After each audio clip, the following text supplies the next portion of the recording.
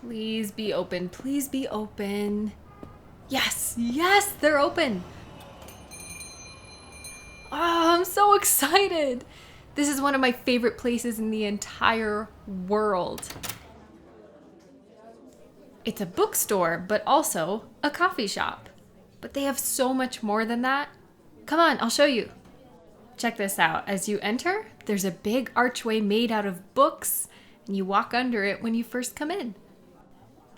There are plants hanging off of the arch, but there are also plants everywhere else. Some of the cozy reading corners feel like a little jungle you can snuggle inside. It's such a calm place. So peaceful. I love coming here to read or even just relax. It's a great place to be if you don't want to be alone, but you don't necessarily need to talk to anybody. They have a section of tables over there so you can play board games or do puzzles. Oh, yeah. Okay, that brings me back to why you're here. Besides me wanting to share this magical place with you, we have a 4-day weekend coming up, and I have a gift card to this place, and I want to spend the entire thing with you. We can each pick out a couple activities to do, and then we can do them together.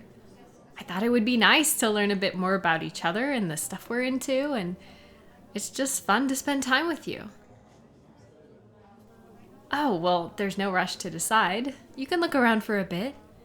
There are books, Legos, puzzles, Lego puzzles, games, crafts. Oh, I'm up for anything. They even have cosplay stuff. We could make outfits if we want. I have a sewing machine I barely use. Or if there's a book you really like, we could read that to each other. Yeah. Is that not something you want to do? Oh, you just seem kind of taken off guard. Is there something going on? Are you okay? Oh. I thought you loved stuff like this. The last time I was in here, I saw a bunch of things I thought you'd like, but I figured it would make more sense to have you pick out the stuff yourself so you can get exactly what you want. You're not really into this stuff anymore? What do you mean? Since when? You think you're too old for it? Whoa, hold on. Too old to have fun? There's no age cutoff for having fun. Actually, I think it gets more and more fun the older you get. Who told you that? Somebody told you that, didn't they? Come here. Come on, come here. Over here. Let's sit at this table by the stunning waterfall of Hoya plants. Okay. What happened? I get that people change interests, but this seems really sudden based on everything I know about you. Oh. Some people made fun of you at work? That's not nice. What did they say? Huh. So, they basically said you shouldn't have hobbies or things you enjoy? No. Oh, just different hobbies. Like what? Oh. Wow. So they told you that you were wrong for liking what you like and said you should like what they like instead. Okay, but do you still like the stuff you liked a week ago? Yes. But you're not sure if they were right about what they said? You think you need to grow up a little? What does that even mean? Kids don't hold the monopoly on fun. Toys and games are for everyone. That's one of the best things about growing up, is you can finally afford all the toys you couldn't have as a kid. Okay. Here's the thing about people like your coworker. For whatever reason, they just wanted you to feel bad and they wanted to make themselves look better. It has nothing to do with the stuff you like. Whatever you like, they'd still say it was wrong. I do know that. One time, I dyed my hair pink because it seemed fun and I wanted to. And do you know what people said? One person said, "Ugh, you're just trying to get attention and stand out." And about an hour later, another person told me, "Ugh, you're just trying to fit in and look like all the other girls with colorful hair." And even though my hair color had nothing to do with anyone else, I had people constantly telling me their opinion on it. And the opinions were all different. And none of them had to do with my actual hair. They were just using it as an excuse to judge me as a person, saying that I was either trying to stand out or trying to fit in, depending on what their opinion was. But you know what my friends said about my pink hair? They were just happy that I enjoyed it, because we support each other and celebrate our unique interests. The things we like are not for other people. They're for us. A lot of people will try to treat you like you exist for their entertainment, and that is not true. You don't owe them, and you don't need to change anything for them. No matter what you do, some people are gonna say it's wrong. They'll tell you to do something else, whether it's something you're a fan of or the way your hair looks. It doesn't mean you're too old to have fun. It means they're looking for a reason to judge you.